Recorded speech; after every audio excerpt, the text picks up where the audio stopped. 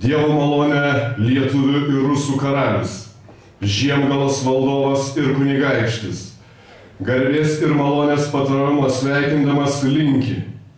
Šiuo raštu pareiškiame tiek esantiems, neesantiems, tiek būsimiems skaitytojams, kad išsiuntėme mūsų pasiuntinį su mūsų laišku apaštališkajam Viešpačiui ir švenčiausiam mūsų tėvui dėl katalikų tikėjimo priėmimo.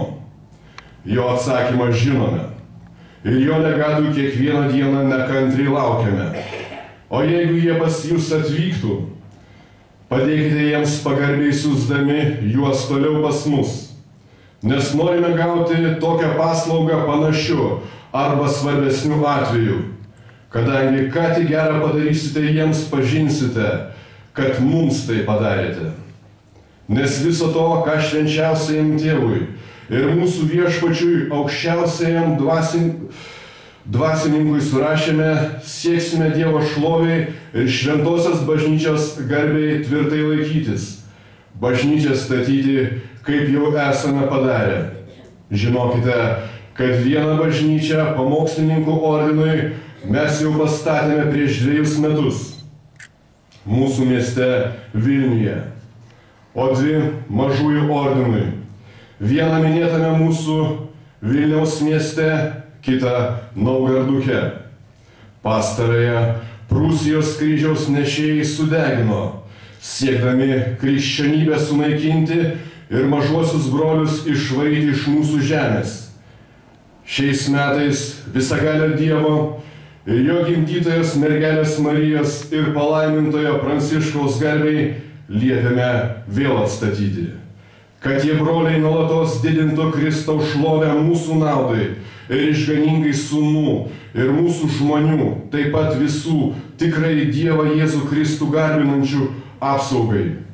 Kviečiame vyskupus, kunigus, bet kurio šventimo dvasininkus, kurių tik gyvenimas nėra ydingas, kaip tų, kurie vienuolyje stato ir paima gerųjų žmonių aukas ir tada vienuolyjas parduoda. Ir patvirtina Evangelijos posakį, o jūs padarėte plėšikų lindynę. Tokius išskiriame, nes jų draugystė nebus mums maloni. Be to atveria mūsų žemę, valdas, karalystę kiekvienam geros valios žmogui, kariams, riteriams, ginklanešiams, pirkliams, valstiečiams, kalviams, račiams, kurpiams, kailiadirbiams, malūnininkams, smuklininkams, bet kokiems amatininkams. Visiems šiems išvardintiems, kiekvienam pagal jo rangą norime žemę padalyti. Tie, kurie norėtų atvykti kaip žemdirbiai, 10 metų te dirba mūsų žemę be mokesčio. Pirkliai tai važiuoja ir tai išvažiuoja be mokesčio, bei muito ir laisvai, pašalinus bet kokias kliūtis. Karius ir ginklanešius, jei norėtų pasilikti, aprūpinsiu daiktais ir nuosavybę kaip dera. Paprasta liaudis tikrai tegul džiaugiasi Rygos miesto pilietinė teisė, jei mums pasitarus su išmintingaisiais nebus išrasta geresnės. Kas nepaisys nurodymų ir trukdys tiems, kurie atvyksta teirautis minėtais reikalais, labai mus apsunkins, tesužino, kad jie iš tiesų trukdys ne jiems, bet mūsų karališkai didenybei. Nes nuo šiol norime ne kam nors pakenkti, bet visiems padėti ir stiprinti taiką, brolystę ir tikrą gailestingumą su visais Kristaus ištikimaisiais amžina sutartimi.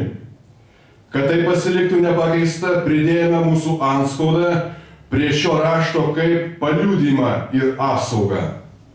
Duota nuodugniai apsvarsčius mūsų mieste Vilniuje 1323 metų Viešpaties metais Švento Apaštalo Pauliaus atsivertimo dieną.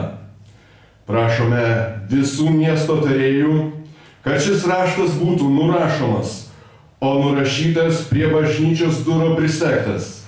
Ir pats laiškas dėl meilės mums be kokio nors atidėliojimo į kaimyninį miestą būtų persiųstas taip, kad Dievo šlovė supažindintų visus su juo. Melskite Dievo už mus.